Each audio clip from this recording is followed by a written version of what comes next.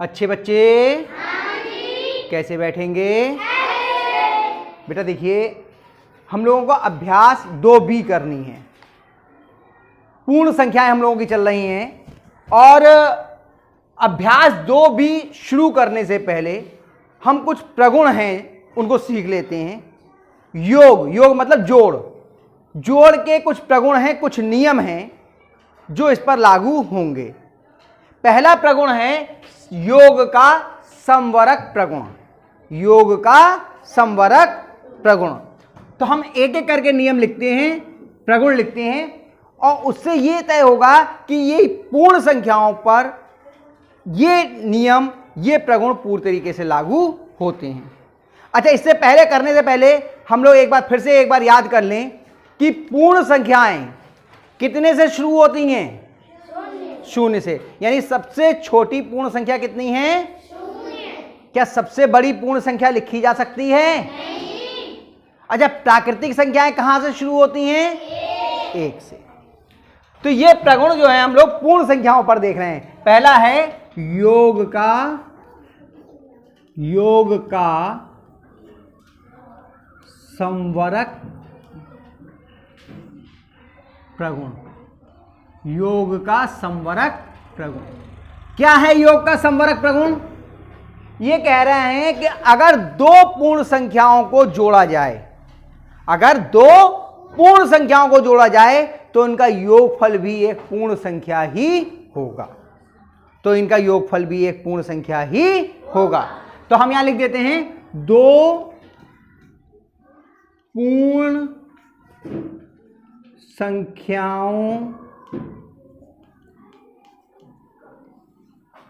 को जोड़ने पर उनका योगफल भी पूर्ण संख्या होता है। उनका योगफल भी पूर्ण संख्या होता है। जैसे कि हमने एक पूर्ण संख्या ली 7 और 7 में जोड़ दिया हमने 4 को। देखिए 7 क्या है? पूर्ण संख्या है। 4 पूर्ण संख्या है। इन 7 में 4 को जोड़िए, कितना आएगा? 11। 11 भी देखो पूर्ण संख्या है ना। अच्छा चलिए, हमने 5 में जोड़ा 0 को। 5 पूर्ण संख्या है, 0 पूर्ण संख्या है, दोनों पूर्ण संख्या है। इनको जोड़ा तो उत्तर कितना आया? 5। 5 भी पूर्ण संख्या है। ठीक है। अगर हम दूसरी तरह से लिखें कि अगर हमने लिया कि a एक पूर्ण संख्या है और एक संख्या पूर्ण संख्या b है, हमने चर के रूप में ले लिया, अक्षरों के रूप में। कोई भी संख्या हो सकती है a का मान कुछ भी हो सकता है, b भी एक पूर्ण संख्या है। तो इनको जोड़ने पर इनका जो योगफल आएगा, कोई सी संख्या आएगी, वो भी एक पूर्ण संख्या ही होगी। ठीक है। ये हो गया योग का समवरक प्रगुण। योग का समवरक प्रगुण। ठीक है, तो इसे उतार लीजिए आप लोग। हाँ, तो पहला प्रगुण हमारा हो गया समवरक प्रगुण। अब योग का क्रम विनिमेय प्रगुण। क्रम माने होता है क्रम, यानी कोई चीज आगे है पीछे है, कहते हैं क्रम से खड़े हो जाइए, क्रम से रख दीजिए चीजों को। क्रम माने एक व्यवस्थित तरीका होता है, छोटे से बड़ा, बड़े से छोटा, आगे पीछे, यही तो हुआ क्रम। और विनिमय माने होता है बदलना।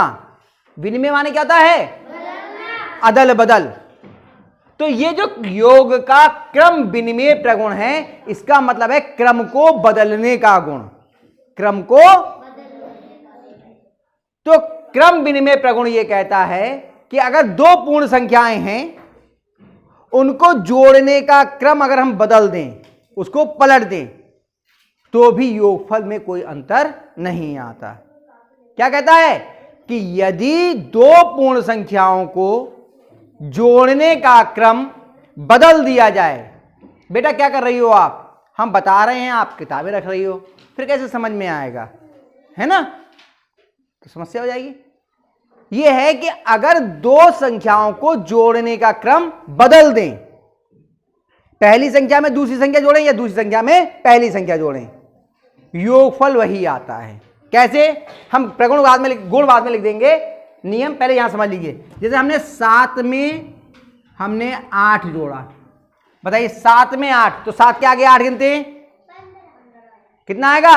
15। और 8 में हम अगर 7 जोड़ें तो कितना आएगा? 15। देखो क्रम बदल दिया, पहले ये थी फिर ये, इसमें पहले ये फिर ये, लेकिन उत्तर दोनों ही स्थिति में बराबर आया, 15 आया। ये आपस में कैसे हो गए? बराबर, है ना। अच्छा चलिए बड़ी संख्या करते हैं हम लोग। 42 में 17 जोड़िए, 42 में 17 जोड़िए, देखिए कितना आता है? 42 और 17 जोड़िए, कितना आया? 2 में 7 जोड़े कितना आया? 9, और 4 में 1 जोड़ा कितना आया? 5, 59। अच्छा 17 में 42 जोड़िए, 17 में 42, देखिए 7 में 2 जोड़ा कितना आ गया? 9, और 1 में 4 जोड़ा कितना आ गया? 59, 5, 59। तो दोनों ही स्थितियों में उत्तर एक ही आ रहा है। यही कहता है योग का क्रम विनिमय प्रगुण, कि यदि दो पूर्ण संख्याओं को जोड़ने का क्रम बदल दें, विनिमय कर दें, तो भी योगफल वही रहता है, योगफल नहीं बदलता। ठीक है, ये आपस में बराबर ही रहेगा। यानी कि अगर हम इसे अचर के रूप में चर के रूप में लिखें तो लिख सकते हैं ए में बी को जोड़ो या बी में ए को जोड़ो, उत्तर आपस में बराबर ही रहेगा। ठीक है, इसको हम यहां पे लिख देते हैं, दो पूर्ण संख्याओं, बेटा क्या कर रही हो आवाज? संख्याओं को जोड़ने का क्रम बदलने पर योगफल नहीं बदलता है। ये हो गया योग का क्रम विनिमय प्रगुण। ठीक है, तो इसे भी आप लोग उतार लीजिए। ठीक है, इसके बाद फिर आगे के प्रगुण करेंगे हम लोग।